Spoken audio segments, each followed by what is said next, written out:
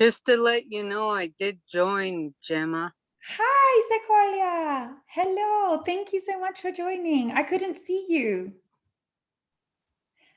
All right. So if that's okay, Sequoia, are we okay to pass it over to you now? Okay, awesome. Excellent. I will stop sharing and give you the floor. There. I'm just going to Kayachtan. I welcome each and every one of you to the ancestral traditional territories of Squamish Nation, my nation, Tsleil-Waututh, and Musqueam, where you may be zooming into, and also respect and honor and acknowledge the First Nations where you may be from or where you live, work, and play. So welcome, each and every one of you. It's an honor to be here and to get to share some time with all of you, to be Unchomo and Squawan, one heart and one mind, and share knowledge, transfer information, and create positive solutions out of all that's shared. I'm just going to do a prayer to open the work, and then I'll turn it back over to your host, and then close with a song and prayer, if that's all right. So my Squamish Nation Papa, my grandfather, and other Longhouse elders taught me that we all have an inner energy, a force, and that we can have within us, and that we receive energy from Creator into our energy, and we can heal ourselves in a lot of ways if we believe in it. And we can also send our energy, our force, to each other and our family and friends, no matter where they are, when they need our spiritual prayers and help, or to send a message to them and tell them to call us, or if you have children, teenagers, or that you want to call, you send them a message and then they say, I felt like I had to call you. That's your energy, your force being sent. And so I'm going to, when we pray spiritually, we don't have our arms crossed, hands like this or this, because then you're blocking your energy from receiving from Creator and each other, and from sending to others. So I usually I've found in the last few years, it's good to say, now we're going to do yoga, Tai Chi exercising. And what I mean is, I want you to just relax, open your hands, because I found it's the hardest thing. Some people even close into fists or like this.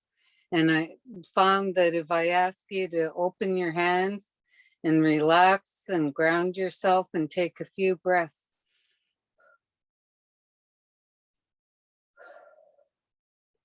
Breathe in and out 4 times. Then I'll say a prayer, and let's all pray together for each other and all our family, friends, and communities to start this work today. Chen Quinn Mentomi Kakakanik Chasiam Yonsion so Tanoyap and Manman to squalls deceits Yonsio Manman Squalwin Yonsio Manman say top snachum to squalls deceits. Asking you, Creator, to watch over, guide, and protect each of your children gathered here today, and to help them with their squalwin, the feelings in their hearts and minds, their emotional, mental, physical, and spiritual health and well-being. Also asking you, Creator, to guide and watch over your children, to have a Yetwan Haltse Top and excellent work today, and to share with Nchomo and Squalwin with one heart and one mind. Share their words respectfully when oxus, and listen, take in their hearts what's meant for them, and set aside what they don't need today to bring back another day, and to ask Creator that you let them transfer knowledge and share experience and ask questions, so that solutions are created for the future and present and future. So again, Creator, asking you to allow today's work to be Yitwan Haltse Top, an excellent work today. and that we come together in a good way. And don't be afraid to speak up when you feel you need to. Tama Quetzi Snacham. Our old people believe that if you don't say what's in your heart and mind and you just keep it in, you might end up feeling upset or hurt or feel sick, and because it just fills you up. So you need to share when you have that feeling when throughout our discussion today. So Tama Quitsi Snachum, those are my words. Turning it back over to you. Oh, fantastic. Thank you so much, Sequalia. Thank you very much. Okay, I am going to reshare my screen, and whilst I'll do that, I will pass this over to Desiree, if you would like to introduce yourself. Hello, I'm Desiree Terrell. I'm calling in from the traditional unceded territory of the Lataco Dene Nation. I am a person with lived or living experience in cannabis use. And yeah, it's nice to see everyone here today. Thank you. Thank you very much, Desiree. And Julie. Hi, everyone. My name is Julie Rudkowski, and I am a nurse with the Four Directions team focusing on mental health and substance use. And I am gratefully and humbly calling in today from the Treaty Six territories. And my pronouns are she, her, and hers. Fantastic. Thank you so much, Julie. And now I would like to invite everybody to just take a moment and introduce yourselves in your own good way using the chat. And just let us know where you are calling in or zooming in from today. I know that some of you are just on dialing in, so you may not have the chat option, but just let us know if you are with chat. And whilst you're doing that, I am just going to quickly put on a short video from our dear friend and colleague, Len Pierre.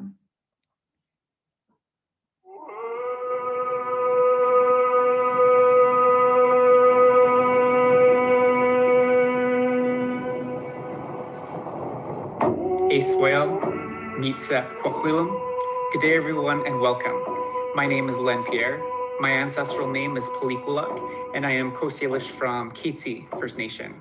I am the regional coordinator for Indigenous Cultural Safety at Fraser Health, and here we welcome everyone who is in a position of hosting formal meetings, presentations, or conferences to begin the event with a traditional territorial acknowledgement.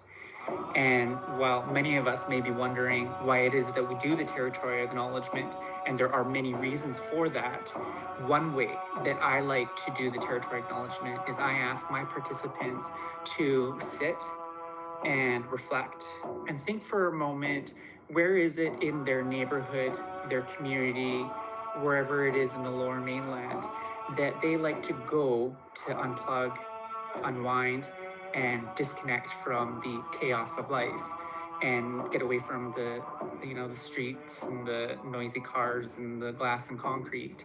For many of us, it could be down by the ocean, enjoying the breeze and the beautiful water. For many of us, it can be in our local green space in our neighborhood, a park where we can play with our kids or take the dog for a walk. Or for many of us, it's retreating into the mountains to go for a hike. And for many of us, like myself, it's getting down to the Fraser River and spending time by the water there. Wherever it is, and whatever peace that brings to your life, and whatever feelings that brings up for you, when we do the territory acknowledgement, we are giving thanks, recognizing and honoring the land on which we live and play. It's also our way to thank the First Nations communities that have protected and been stewards of the land since the beginning of time. And we're honoring and recognizing the First Nations communities who continue to defend the landways and waterways and airways that we enjoy so much. And it's a small thing that we can all do in our professional practice to advance cultural safety and humility and honor the truth and reconciliation calls to action within the healthcare setting. With that, I would like to recognize and honor that we are gathered together today to learn, share, and work on the traditional, unceded, and ancestral territories of the Coast Salish and the Nlaka'pamux First Nations territories. Haitsap Kasiyam. Thank you all. And thank you all indeed. Thank you, Len, as well for that wonderful video. And thank you to everyone. It's so great to see where everybody is zooming in from today, and welcome. Okay, I'm going to go through just a couple of housekeeping items. So as I mentioned earlier on, this session is being recorded. We are going to have some time at the very end to answer any questions that you may have. So please feel free to add them in the chat. If you would like to actually ask the question, you can unmute yourself during this time towards the end of the session. I am also going to ask everybody to remain, if possible, until the end of the session, as we do have a final question to get your input. As you will see, we've got quite a bit of content to cover today, but in the world of cannabis use and youth, there is so much content and so much request for content that it's quite hard to fit it all in one session. So we would definitely like to hear from you. So please stay on until the very end so that we can get your feedback. All right, also today we are going to be looking at, we're going to be using some annotate features. So some of you may have this depending on how you are calling in today. If you are on your computer, you may have this option depending also on your Zoom feature. So let's test it out. Can you go ahead and hover over the top of your screen and click on View Options and then select Annotate. On the screen there, you should see just a screenshot of what it looks like. So go ahead and do this so that we can see. There we go. I see some hearts, some stars. Fantastic. Oh, and it all just lights up. Excellent. Okay, it is working. Fabulous. All right, so get comfortable using these as we are going to be using them throughout today's session. Again, if you don't have this option, then please feel free to add any comments or anything that you'd like to add using the chat. All right, this is fabulous. Okay. All right, I am going to clear everyone's, so don't be upset as we move along. Okay, well, thank you very much for your participation there. Oh, got ahead of myself and showed you already what we covered. All right, so our intention for today, very much following on from what Sequalia said and what you heard from Len on the video, we are facilitators, but we are also learners and co-facilitators in this learning journey. So please ask questions, participate, and be present. We intend to honor the knowledge and wisdom of the communities we serve by centering Indigenous communities' values and experiences in relation to our professional practice. So thank you very much for allowing us this space for today to collaborate. Okay, and so without further ado, let's begin with a poll. So who is on the call with us today? So feel free to select which of those represents you the most. And I'll just give it a few seconds to give participants the option.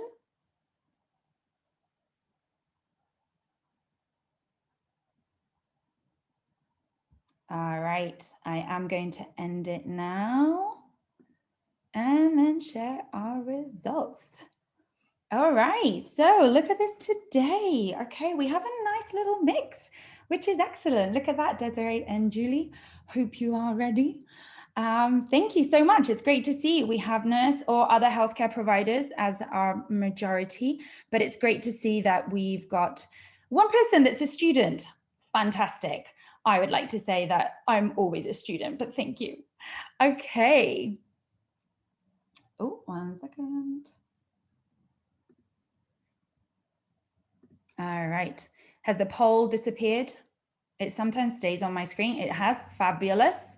All right. So today, what are we going to be covering? Well, we're going to be taking a look at some of the short-term and adverse health effects that cannabis use, that health effects of cannabis use during youth years.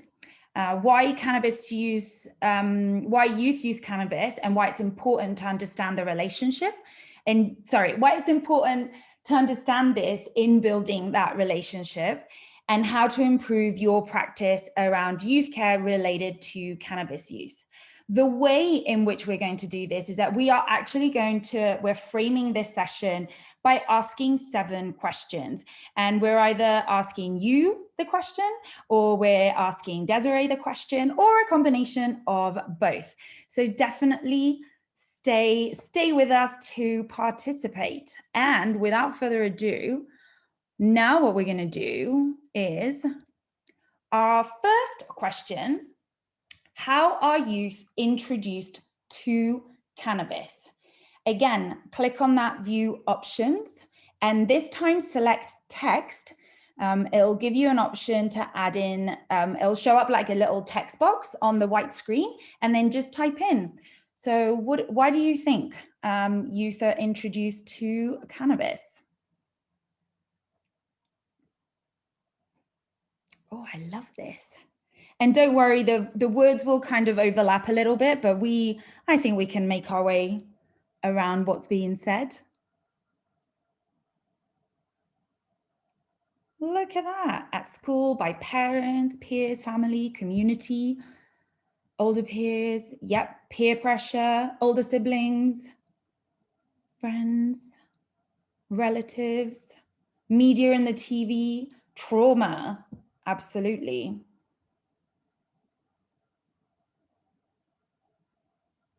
Trying to see through the overlap. Beach party, yes. Doctor for a health benefit, absolutely, yes. For medical purposes, for sure.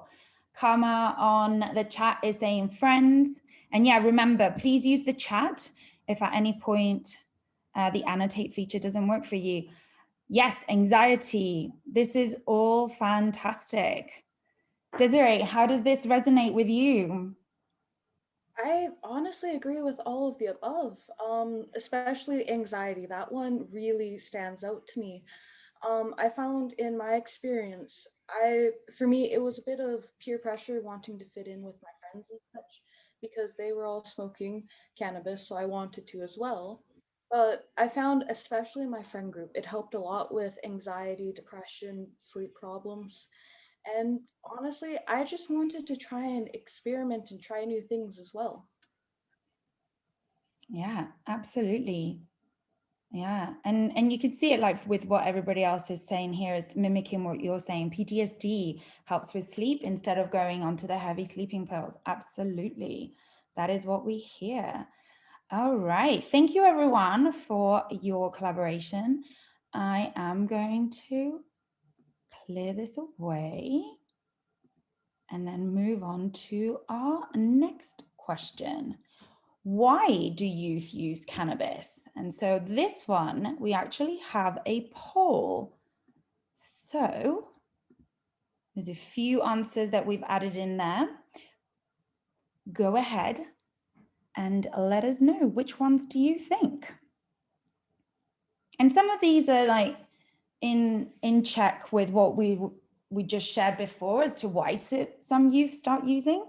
I love it. Some people are using also the annotate feature. Excellent. It does not matter. And again, feel free to use the chat. All right, I'll just give it a couple more seconds. I can see participants are still selecting all of the above. I tried to add that as an answer, but I'd run out of options in the poll. All right, let's share these results so that everybody can take a look. And look at that, to help with anxiety as our number 1. But there's close seconds to help with trauma, boredom, help with pain, physical and emotional. Anything on here that surprises you, Desiree? Or Not really, honestly. Mhm. Most of them I've experienced, right? For me, I used cannabis because it was helping with pain management. It was helping with being able to eat because, you know, you always got the munchies and stuff afterwards. And it was helping with sleeping a lot. But definitely, I noticed amongst my friends and peers, it was definitely something used for anxiety and stuff like that. Mhm. Yeah, absolutely. Yeah, that's what I hear a lot of as well, for to help with anxiety. Excellent. Okay, let me stop sharing this guy and then remove. And I think I did it again, Desiree, where I jumped ahead. But yeah, and was there anything else you wanted to add, or I can move on?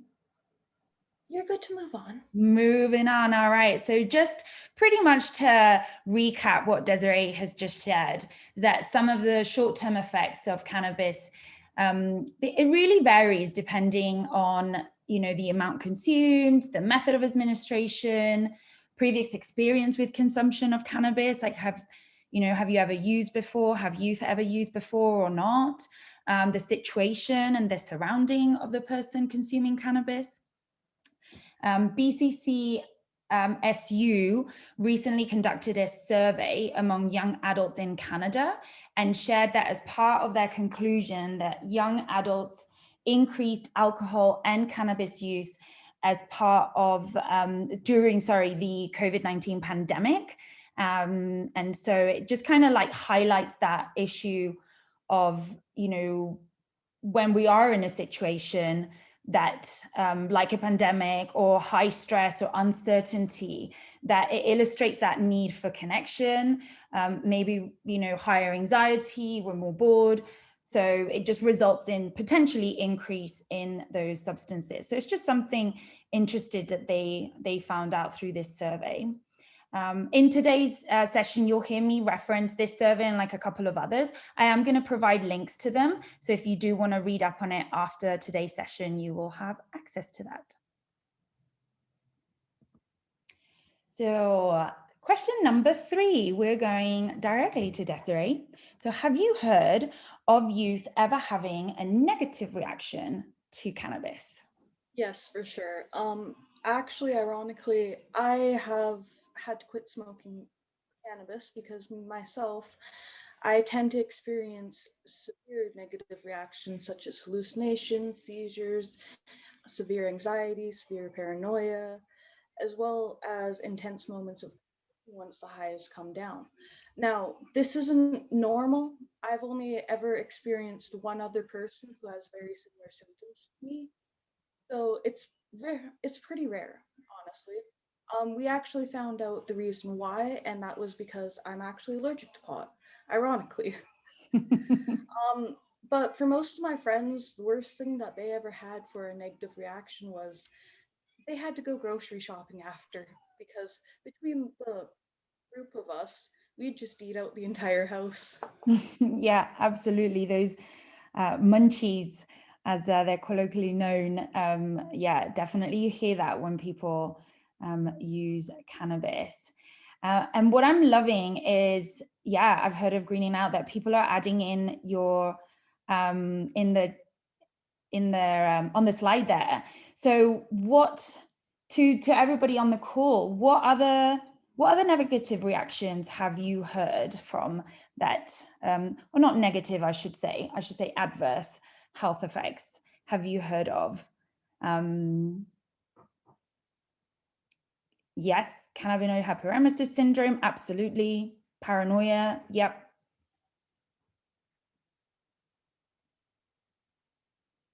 Cannabis psychosis, yeah, that is a great segue where I am going to introduce Julie. So actually, that is a great segue, Julie. Yeah, no, these are great. Keep adding in and keep chatting. Please to contribute. That's awesome. So Yeah, the psychosis part is really interesting. So with youth, the brain is still developing until the age of 25. So during this period, the brain is thought to be very sensitive to substances, and that includes cannabis. So there has been quite a few studies that show that youth cannabis consumption does have that increased adverse effect of psychosis. We do talk about this in more detail in a previous webinar we did called Let's Chatter About Shatter. So if you're interested in learning more about the psychosis component related to cannabis use, I would really recommend you go check out that webinar. And it's interesting because cannabis, there was a study that in 2018 that showed that cannabis was implicated in more youth hospitalizations than any other substances. So just that, again, that brain development and that it's not fully grown up yet. Yeah, and so just want to look back to the different increased anxiety. That's another one that's really common. Somebody asked if the THC level is related to that, and in that previous webinar we do talk about kind of the differences between THC and CBD and how in terms of psychosis, the higher the THC, the increased risk of psychosis. So I could definitely see that there would probably be a link there with anxiety as well. And the paranoia, weight loss, yeah. Yeah, Awesome. Over to you, Gemma. Thank you. And I'm loving the little smiley face on the slide. Thank you so much for that added element. After following today's session, I'm gonna send you all a follow-up email. And so I'll provide a link to all the previous webinars that we've done in this cannabis series, including the Let's Chatter About Shatter. But there's also a couple of other ones where you'll learn a lot more about the effects that cannabis has on the body, and how, how it affects us, like the endocannabinoid system and so on. So highly encourage you to watch them in your own time, because yeah, there's a lot of information there that we're not covering here that would be really good. Okay, wow, this is fantastic. So whoops, wrong thing. Thank you all so much. I feel so bad deleting all of these, but unfortunately they carry on from one from one slide to the next. So by the end of it, we would have a full slide of words and annotations. However, on the, I guess you could say the flip side from what Julie had just said is how cannabis can help. And so a recent study that was done that you can see there on the screen. It was a semi-structured, in-depth qualitative, I can never say this word, qualitative interviews were conducted between 2017 and 2019 among 56 young people within the Vancouver area as a cohort of street-involved youth. And they found that in the context of broader substance use trajectories, and that included the use of opioids, meth, and alcohol, many young people described cannabis as a means of intermittently reducing their use or totally eliminating these more problematic forms of substance use. So it's definitely something, in the context of when you are having that conversation with youth, is to really find out, why are they using cannabis and for what reason? Because it may be that it is actually using more of a harm reduction approach towards other substances. And also in that, really plug in that Let's Chatter About Shatter webinar that we did, but also our other presenter, they also shared how they used cannabis in order to reduce using other stronger substances. So from their perspective. Okay. Emma, right. we do have a have a question from the chat. So Cheryl asked, how is cannabis use today different from years ago, from the 1970s to 90s? I don't recall these negative reactions as a youth. So I would definitely say that the potency has shifted. So we're seeing a lot more products with higher THC levels, which it's not the be all end all and blame for all, concerns related to cannabis, but like I said before, that is connected to the psychosis concern. So I definitely say the potency. I would also say that it's the availability of it. I would argue that it's maybe a lot more available than it used to be back then. So I think those are two things I would say. Gemma, Desiree, do you have anything to add to that? I will say I was reading an article and I need to find it, so I'm not even going to attempt to quote it because I can't remember the exact name, but they were saying how they do actually see, but not in the 1970s or 90s, but how there has been a reduction in cannabis use since the early 2000s among youth. However, I'd need to refamiliarize myself exactly on that article so that I could provide exact information, but not from the 70s, 90s. This was definitely from the 2000s.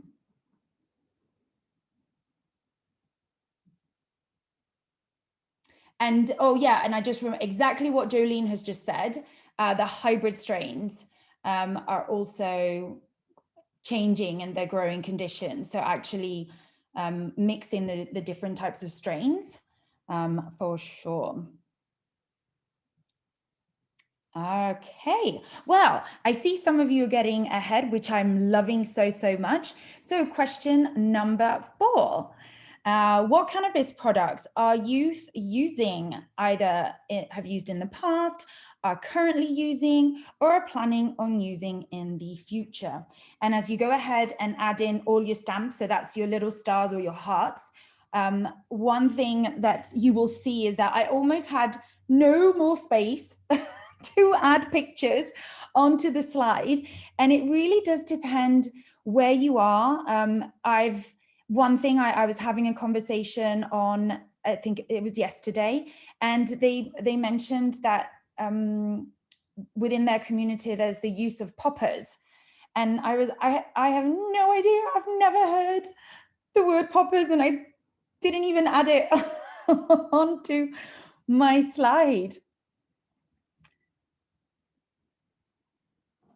Desiree, have you heard of what poppers are, as everybody's like filling in? Yeah, I've definitely heard about poppers. They're a mix of weed and tobacco. Usually they're smoked through bongs or gravity bongs and stuff like that, right? Wow. And honestly, in my early days of smoking both weed and cigarettes, they hit hard. Like I would pass out for a couple minutes at a time, right? But they're also just really nice, honestly, once you really got used to them. They do have regional names, I found out, because we've had friends who we talk about poppers and everything. And they're just like, what are you talking about? And we explain it and they're like, oh no, those are called rockers here. It's Oh, funny because what they call rockers, we call rockers here in Quesnel, where I'm located, is just straight tobacco through a bong. So it's wow. kind of funny. Yeah, absolutely. And it's interesting because I was chatting with my partner about poppers, and in England it's something completely different. It's still a substance, but it's totally different, unrelated to cannabis. So definitely the regionality and where, what you call them, it's absolutely. So yeah, you can see on the screen. Oh, sorry. Sorry, there's another question from the chat. So what are blunts? Yes, great question. I didn't know what blunts were either, but blunts are, I rolled using a cigar paper, as you can kind of see from that image there. It's on the bottom left of the screen. And it said that these methods results in different types of high. So yeah, apparently it gives you a different high to a joint. And very, very interested. And according to a report that was conducted in 2019, so this is a couple of years old, and as we've heard from the conversation and all the different things you're adding on, like tinctures and dabs and so on. There are so many different types, but in this report by the Canadian Centre of Substance Abuse, Canadian Youth Perception of Cannabis, the most common form of smoking was definitely using that joint or a blunt, or using a bong. And then edibles are, or in the form of like gummies or cookies, they are definitely coming up as well. Drinks are also becoming more and more popular. So yeah, so this is something definitely to think about when you're having that conversation with youth of what are they using. And you can see there are so many more from what can fit on one slide. So now Desiree, I'm wondering, oh, sorry, Gemma. I'm wondering if Desiree can, if you want to share what you told Gemma and I about the edibles. No pressure if you don't want to, but I thought that was a really great teaching point. So for edibles, I have personally learned, be careful with them. We thought, okay, we'd take one. It didn't hit, it didn't do anything, so we kept on eating them, right? Finished the entire bag.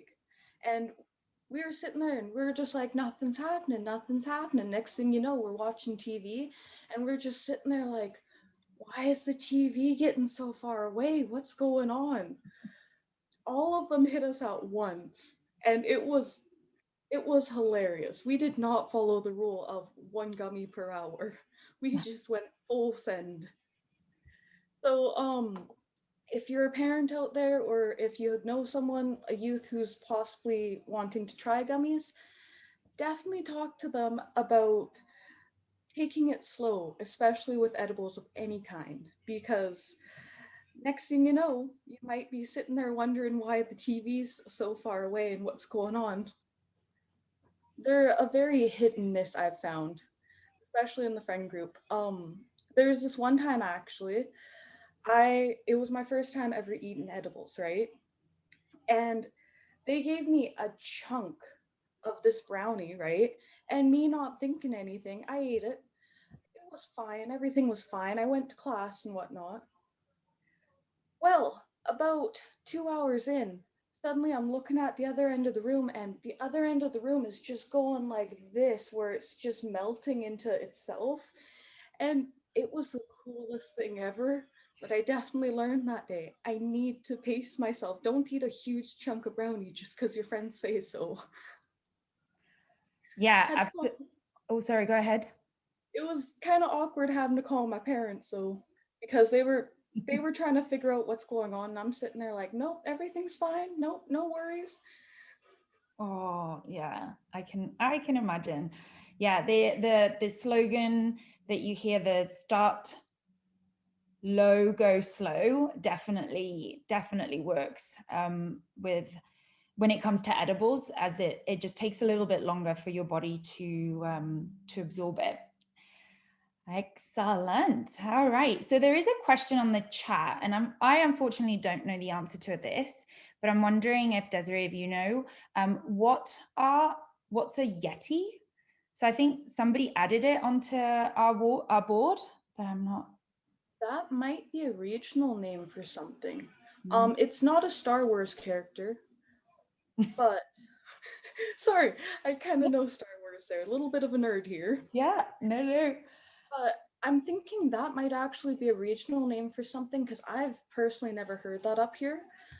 Also, Silvana, sorry. After eating the brownie, how long did I stay high for? The funniest part was, because I'm allergic, we didn't really know how severe the reaction was going to be.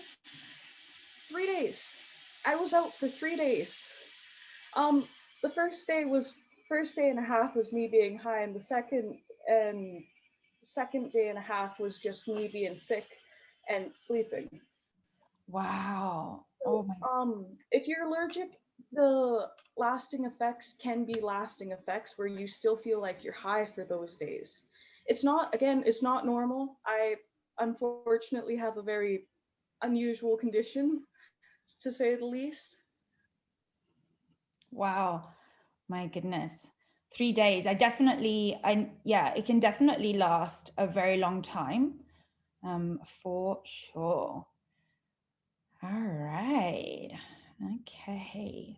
So question number 5. Again, using our stamp, who do you find youth go to talk to about cannabis or substances in general?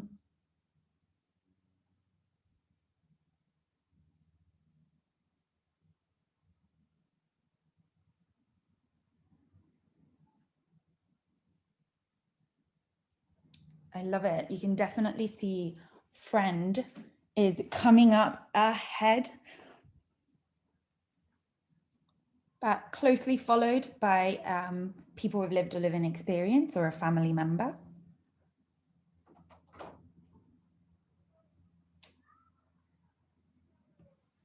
This is great. So the same study that Gemma had mentioned earlier by the DC CSU concluded that increased strategies are needed to minimize the risk of cannabis-related concerns among the youth. So any one of these people would be the right person for youth to talk to about cannabis. So we really want to encourage those conversations with anybody, kind of like that every door is the right door. Want it to be open and have people talking about it. So one of those ways to reduce the risk is to be, open and inviting with youth to engage in these kinds of conversations. Be an active listener, avoid expressions of approval or disapproval, use simple communication. Also be mindful of, your own understanding of how trauma experiences can impact an individual and how substance use may be used as a coping strategy. So, figuring out why people are using cannabis. How is it working well for them or how is it not? How did they start, back to that first question, how did they come to start using cannabis? And then working with that information that they gave you, recognize their strengths. If they were really struggling with anxiety, for instance, and cannabis is helpful for them, they found a path that helps them live a better life. So, work with them on that. And then always being mindful that learning is that two-way street, as Gemma alluded to earlier. Absolutely. Thank you, Julie. Okay. All right. Let's clear all these beautiful hearts and stars. And on to our 6th question. So what ways do you think youth reach out for support with cannabis use? So I'm going to go firstly to Desiree. For me and my friends, most of us reached out to family and other friends, but I also ended up reaching out to my family doctor because at the time before I discovered I was allergic, I was wondering what's going on? Why am I experiencing this, but my other friends aren't, right? Mm-hmm. So it's a little bit difficult to say who exactly youth will reach out to, but I think if you present yourself as a trustable person who won't just immediately jump in and be like, no, smoking weed is bad for you, don't do it, you'll find that a lot more youth are willing to open up and willing to talk. Mm-hmm. Yeah, absolutely. And I'm wondering, oh, sorry, Gemma. No, go for it. I'm wondering, Desiree, is there, reasons you may have been hesitant to talk to your doctor about it or hesitant to talk to your, peers or family members about it? And if you were, can you just tell us a little bit about that? For me, at the time, I was pretty scared to talk to anyone about it because I was a minor at the time, I'll be completely honest, and cannabis was also illegal. So there was that extra stigma around it because I was worried that if I went to talk to my family doctor, I'd get in trouble or something. And with my parents, well, you know how parents can be, right? With my friends, I found it to be the easiest because they were pretty judgment free on everything. They were also pretty protective once they realized how serious my allergy to cannabis was. So they came with me to my doctor's appointments actually to make sure that everything was going okay, that the doctor wasn't going to be too harsh to me. And I think it went really well. those first couple of sessions. Nice. That's great. Yeah. I really liked what you said there about like the stigma and also just like not to brush off the youth, right? So yeah, that's great. Mm-hmm. Yeah. Yeah, and that piece of like the non-judging, which is something, you know, we all have to play our part in our own, recognizing our own biases. And so just in ensuring that we try to avoid that judgment when people come to see us with any substance use. And so, we have a question from Silvana. Did you feel the doctor was being judgment-free? What did he, she, or they do that made you feel that way? Well, at first, I did get some judgments from my doctor, which understandable once he discovered how severe my cannabis reaction was and once I explained everything. But after, he seemed to calm down and be more willing to work with me, especially when I had other peers with me to kind of back me up on things, right? But I definitely feel like it would have been a lot easier because I've had that family doctor in particular, I had bad interactions with previously. And unfortunately, bad interactions with family doctors is another thing that we have to kind of watch out for as healthcare workers, because how we treat our clients will carry with them for the rest of their lives. And our judgments towards our clients may cause them to be too anxious to go speak to other healthcare professionals. So we always have to be mindful about that too. Because I know personally, I'm always a little bit anxious when I have to find a new doctor, because I don't know if they want to judge you. Another great question. How do we create safer spaces for youth to open up about cannabis use when it's still illegal for youth under 19? That one's a little bit more difficult. Honestly, my school, which was very relaxed in certain senses and very willing to work with its students because they knew almost the entire school district itself smoked pot. They just kind of had counselors and people that the students felt that could be trusted. And they also offered a lot of different supports around it. So I think if you can make spaces for youth in different senses, like in schools, because we do know that even though everyone says, oh no, I'm not smoking pot, statistically, they're more than likely to be. They're just not going to tell you because they may not trust you. So if you build that trust up and open up to them in a non-judgmental way, you might be able to create a safe space. Yeah, and I'm thinking too, Desiree, like maybe even like, you know, like posters or signs, like saying like, this is a safe space to talk about these things. Like we can talk about it judgment free. So yeah, it might be another alternative way of doing that. And that is great. Or additional. And that is great because it actually leads us into our final question, question 7, which is, do you have any tips on how healthcare providers and youth should talk about cannabis? Now, this one is a little bit different. You have a QR code on your screen. If you have a phone handy, then just take a picture and it's going to take you to, if you know how to use the QR codes, take a picture, it'll open up an internet page and you can add in, we have an option to add in 3.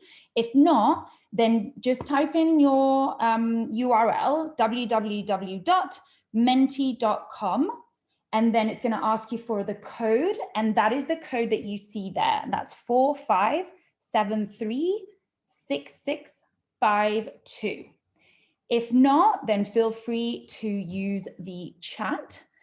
Whilst you are doing that, I am going to move away from our slides. So just bear with me.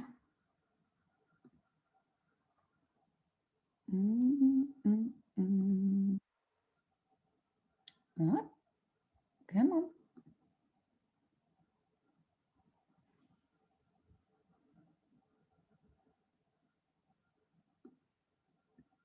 All right. Can everybody see my screen as the words are changing around? Excellent.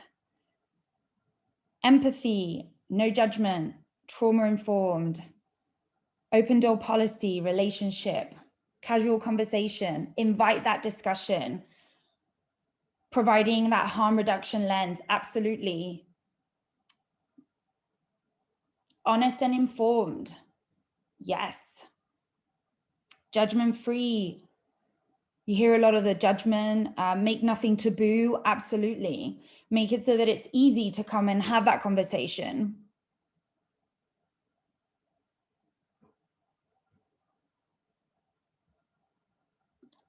This is great. I will take a screenshot of this and share it with everyone.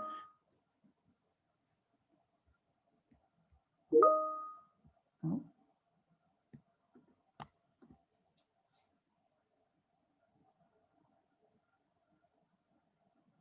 Okay, I don't see anybody else adding in anything, but thank you. Oh, and Stuart shared a YouTube video. Oh, fantastic. I'll make sure I add that to the follow-up email. This is brilliant. Desiree, Julie, anything else to add? I think everybody's summarized it really well on our screen. It's great. Definitely wonderful. Yeah. And Lisa's no scare tactics. Jessica, never from a fear-based lens. Absolutely. Well, that pretty much comes to the end of our 7 questions. Now, like I said, stay on the call just a little bit longer because we do have another one of these to ask you. However, I do want to allow for some time for any questions. Are there any questions that you have for Desiree, for Julie, or for myself?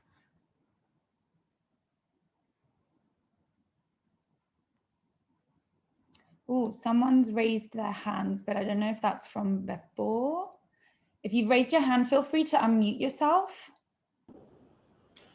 Hi, good afternoon. This is Gerald. Nice calling. I love the presentation. It's very informative. Thank you for that. I'm the youth coordinator for our community here. I remember when cannabis first became legalized, we tried to be kind of proactive and to start providing information to the community right away about cannabis use and stuff like that. And then we tried to hold like an information session with some healthcare providers and the RCMP and whoever else we could find. Mm-hmm.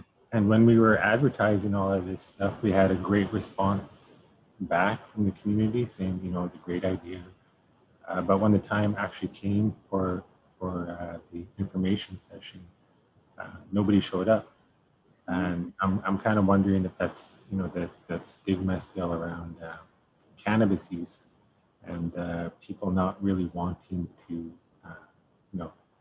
show interest because then people might think that they smoke weed all the time or something like that. So it's very kind of, I'm finding it a little bit difficult to get that information out safely without, the kids and the youth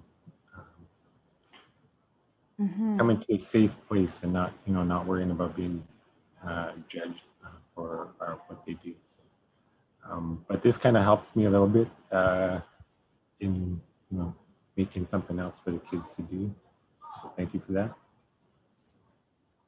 Yeah, absolutely. I mean, I don't know if Desiree or Julie have anything to add, but I can definitely say that the stigma is definitely still there around cannabis use for sure, and you do hear that a lot from a lot of people that I've spoken to, and it's how do we move away from that? And I think yeah, I think attending things like this and being informed in this way and just educating oneself is a great way of doing that.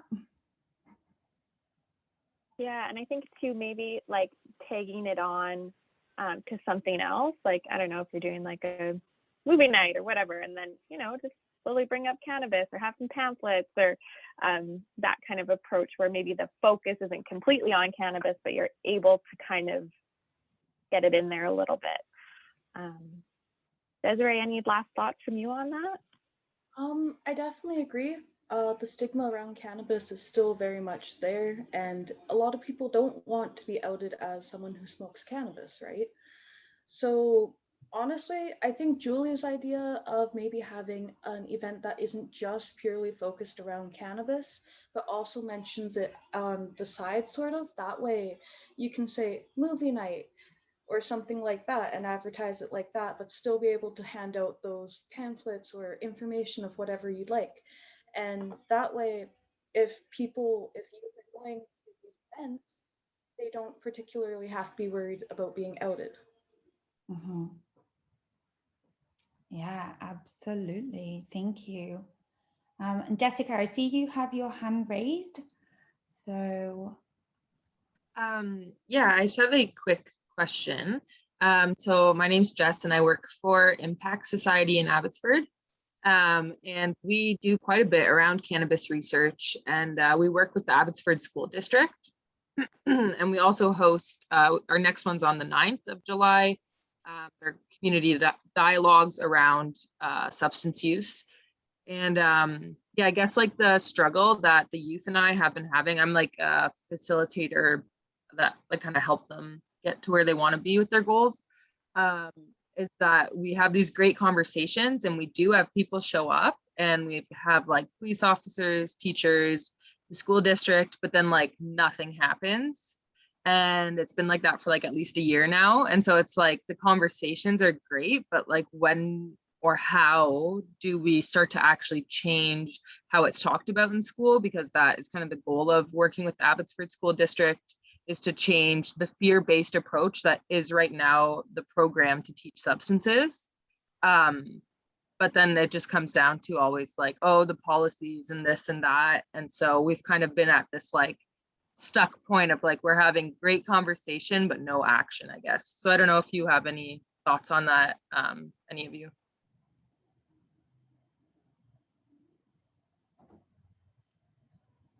Julie, I'm going to pass it over to you. Yes, I was talking on mute. Oh, okay.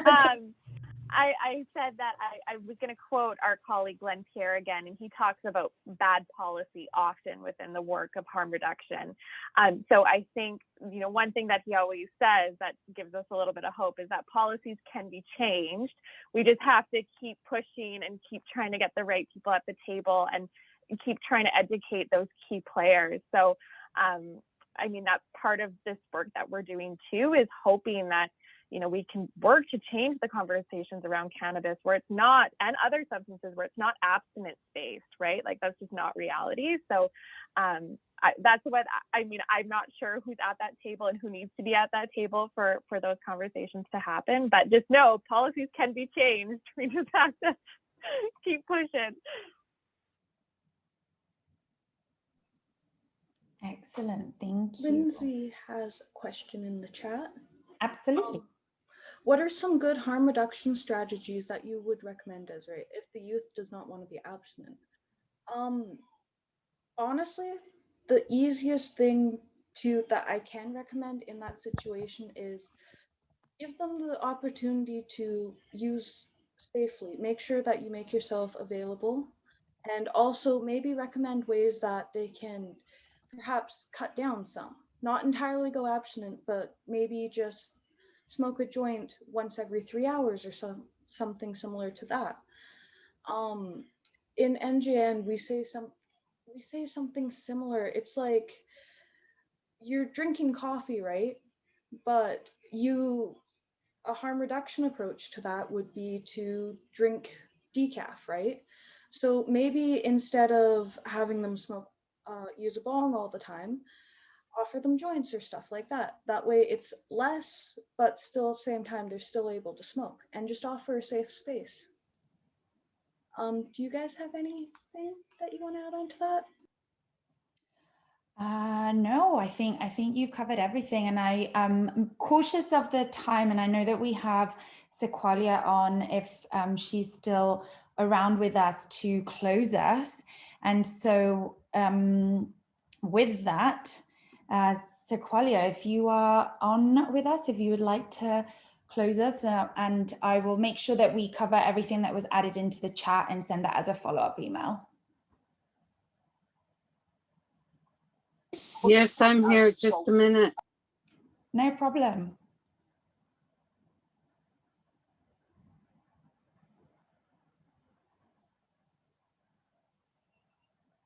You're lucky. My iPad is down to 7% and in the red zone.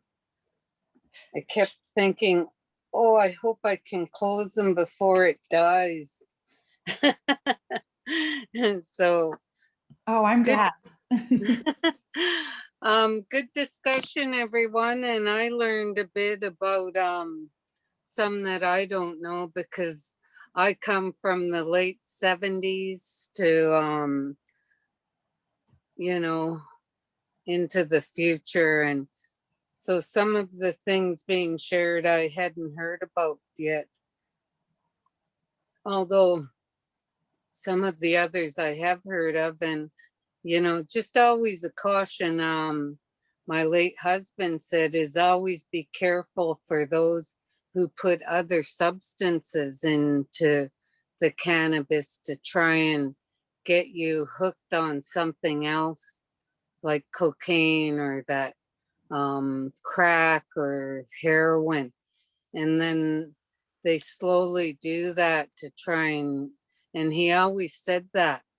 So I just put that caution out, because you see a lot of losses happening with people with fentanyl and that benzo, that substance that's being put into things.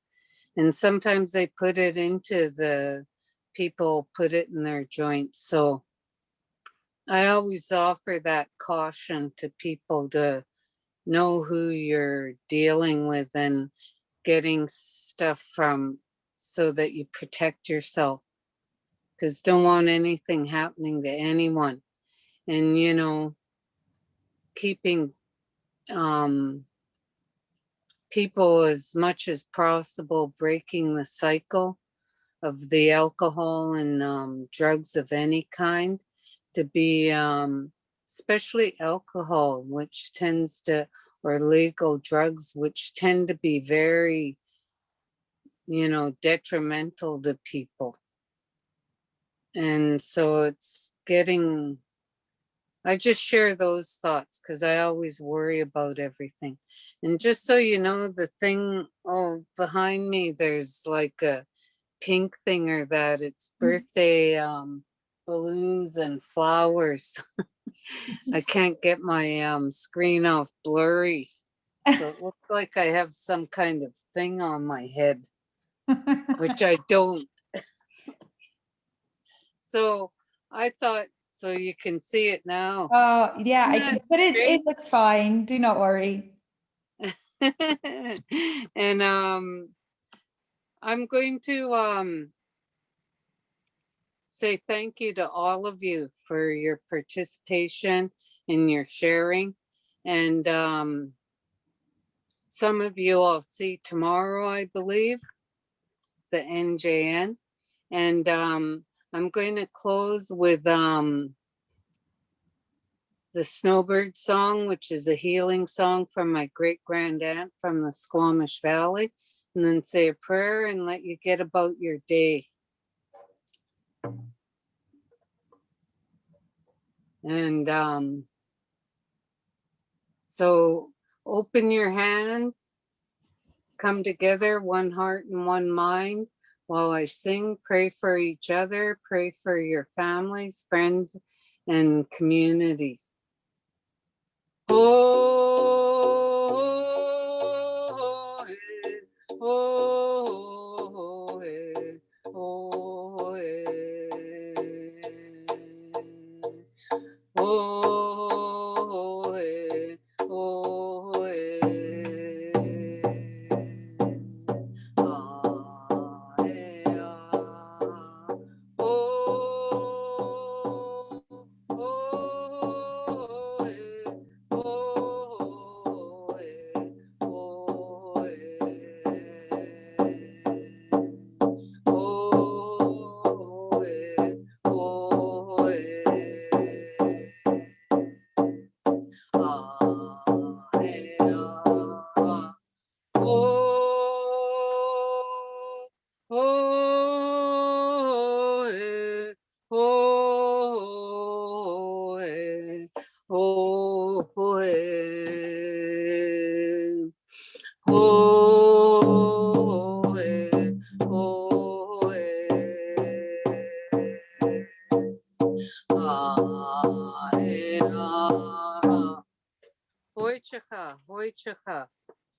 Chenque mentomi kakakanak chasiam, yoncio tenoyup and manman to squals to seats, yoncio manman squalwin, yoncio manman quado chet, siaya chet, o chameo chet, squalwin.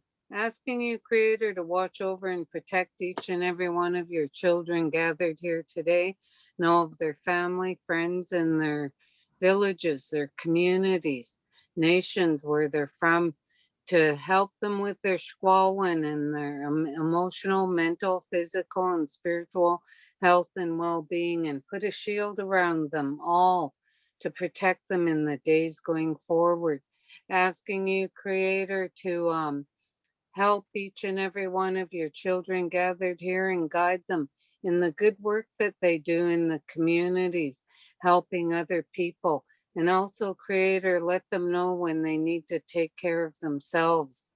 And asking you, Creator, to hear our prayers, our energy, our force being sent to all our family and friends who have serious illnesses and injuries and may need our prayers for their health, healing, and recovery. Sending prayers to all our family and friends who have traumas and battle alcohol and drugs, whether illegal or legal drugs. And prayers, sending our prayers and force to those who are homeless because of their traumas and battles.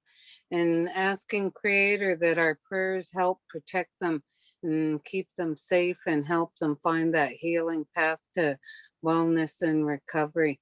Asking you, Creator, to hear our prayers for all our family, friends, and communities who may have AM squall and strong feelings of sorrow in their heart for loss of loved ones.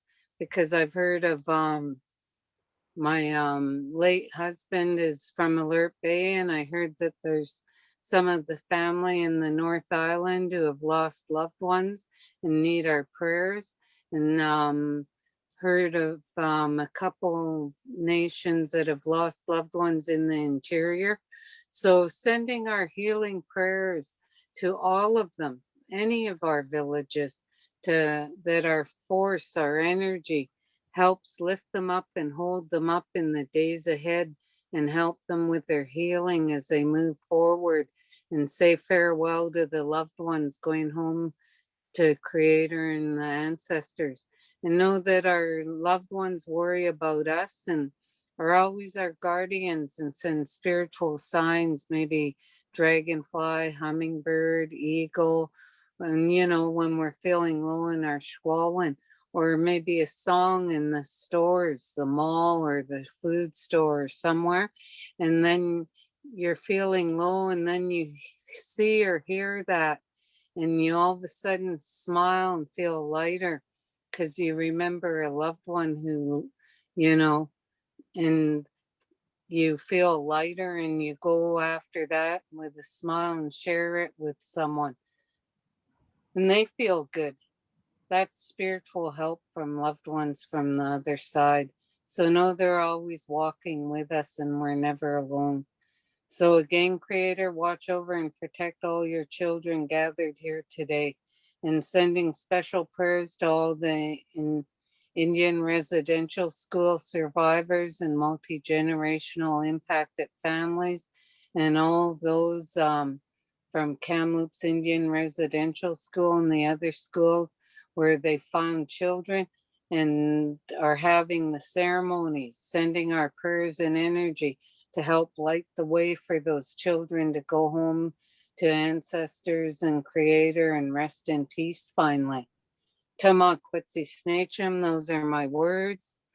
Chen Quinn Mentomi, I'm grateful and thankful to you for allowing me to share a part of your day. And as I always share, many of you might know, from my late son I lost in 2018 to his trauma and battles. He always used to say top left. Over his heart, he'd say peace. And I say peace of heart and mind. Love from my heart to your heart. Air hugs. Wachayap yo. You all take care. Thank you See so you much. soon. Thank you so much, Sequalia. And with that, thank you everyone for participating in today's session. Bye-bye, everyone. Hey, niece Julie. Tell nephew Isaac I said hi. Patrick said hi today. We have convocation this Friday. Oh, way to go. That's awesome. I know. I almost Dying. lost my power. We had our first Indigenous Student Center at SFU, had the Indigenous graduates honoring ceremony last night. I graduated with my Master's of Business Administration degree, 2-year cohort program from the Beauty School of Business, SFU, and had the first ceremony last night with Indigenous students and have convocation this Friday. And I like it because it's significant. That's the day of the Battle of Little Bighorn. And so we're conquering and walking in 2 worlds with culture, language, tradition, and education. That's amazing. Nice. That's fantastic. Awesome. All right. Thanks, everyone. Have a Take wonderful day. care. Bye. See you.